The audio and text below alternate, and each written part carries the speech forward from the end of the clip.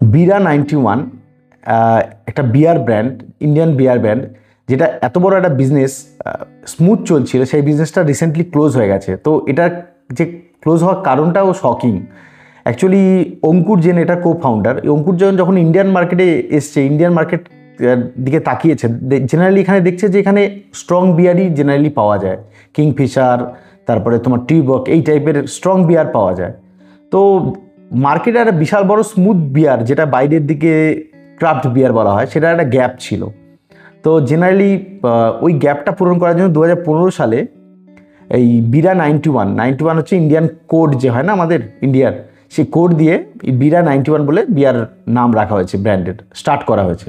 তো প্রথমের দিকে ওয়ার্ল্ডের যে বিয়ারের ক্যাপিটাল বেলজিয়াম, যেখান থেকে বড় বড় বিশাল বড় বড় অনেক ব্র্যান্ড বেরিয়েছে, সেখান থেকে প্রথমে ইম্পোর্ট করে বিজনেস শুরু করা হয়েছে।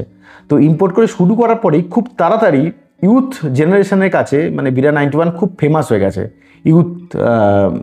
তো যেই ফেমাস হয়ে গেছে, তারপরেই ইন্ডিয়াতে ইনভেস্টারের প্রচুর পরিমাণে ইনভেস্টার এটার প্রতি ইন্টারেস্ট দেখাচ্ছে এবং প্রচুর পরিমাণে প্রত্যেকটা ইনভেস্টার ইনভেস্ট করেছে। করতে করতে প্রায় 200+ ইনভেস্টার হয়ে গেছে, আর মোটামুটি 475 মিলিয়ন অলরেডি ফান্ডিং ওঠানো হয়েও গেছে। তো জেনারেলি প্রবলেমটা ওখানেই শুরু হয়েছে। 200 যখন প্লাস আমাদের ইন্ডিয়ান যে ল আছে সেই অনুযায়ী 200+ ইনভেস্টার যদি হয়ে যায়, তাহলে তোমার কোম্পানি আর প্রাইভেট থাকবে না, তাহলে তোমার কোম্পানি হয়ে যাবে, তোমাকে পাবলিক করতে হবে। তো পাবলিক করতে গেলে আমাদের যে রুলস, লাইসেন্সগুলো নিতে হবে। আর আমাদের অ্যালকোহলে প্রত্যেক স্টেটের আলাদা আলাদা নিয়ম। মহারাষ্ট্রের এক নিয়ম, তো ওয়েস্ট বেঙ্গলে এক নিয়ম, হ্যাঁ, গুজরাটে তো অ্যাভেলেবেলই না, বিহারে অ্যাভেলেবেলই না। তো এটা করতে করতে এই যে লাইসেন্স, এগুলো সব নিতেই প্রায় 4-5 মাসের একটা গ্যাপ পড়ে গেছে। 4-5 মাস সাপ্লাই বন্ধ ছিল, সাপ্লাই একটা গ্যাপ পড়ে গেছে, কাস্টমার বিরা 91 চাইছে, পাচ্ছে না।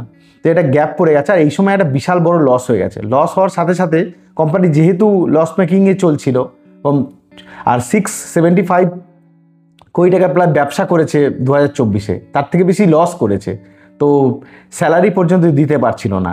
তো এই সব ইন্টারনাল আর এক্সটার্নাল প্রবলেমের জন্য ব্ল্যাক রক, যে দুনিয়ার সব থেকে বড় ইনভেস্ট কোম্পানি, সেই ব্ল্যাক রক 500 মিলিয়ন ইনভেস্ট করার কথা ছিল। তো ইন্টারনাল প্রবলেমের এক্সটার্নাল দুটো প্রবলেমের জন্যই তারাও লাস্টের দিকে মানে এই ফান্ডিংটা দেয়নি। তো ফান্ডিংটা না দেওয়াতেই কোম্পানির কাছে অপারেশন চালানোর যে ক্ষমতা, সেটাই নষ্ট হয়ে গেছে।